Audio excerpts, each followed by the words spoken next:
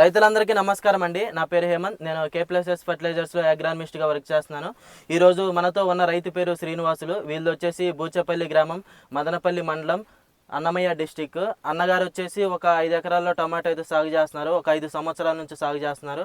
ఈ క్రాప్ వచ్చేసేసి ఒక కట్టింగ్ అయితే జరిగిందండి. ఇప్పుడు స్టార్టింగ్ నుంచి ఇప్పటి వరకు అయితే రైతు మన K+S ఫర్టిలైజర్సే యూస్ చేశారు, డ్రిప్ ఎరువులు.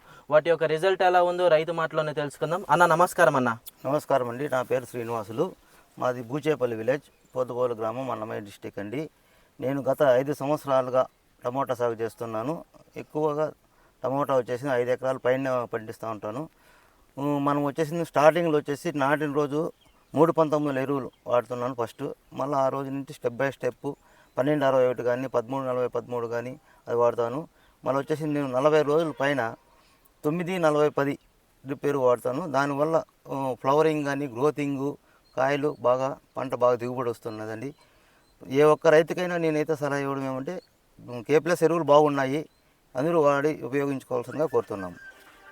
ఒకసారి అయితే చూడండి అన్న, ఇది గ్రోత్ పరంగా కానీ సైడ్ బ్రాంచెస్ కానీ చెట్టు కూడా చాలా హైట్గా వచ్చింది. ఫ్రూట్ సెట్టింగ్ కానీ ఫ్రూట్ క్వాలిటీ కానీ చాలా బాగా వస్తుంది. మన వేరే రైతులకైనా మన K+S ఫర్టిలైజర్స్ డ్రిప్ ద్వారా యూస్ చేసి మంచి రిజల్ట్స్ పొందాలని కోరుకుంటూ థ్యాంక్ యూ.